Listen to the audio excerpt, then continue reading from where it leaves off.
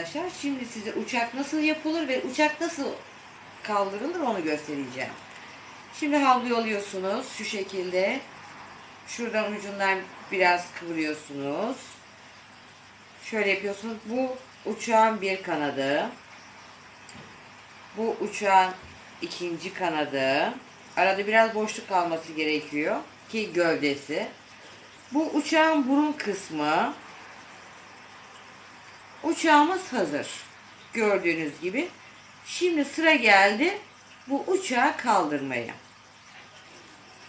Evet, uçağımız kalkıyor. Dikkat edin, kalkmaya devam ediyor. Ve uçuş.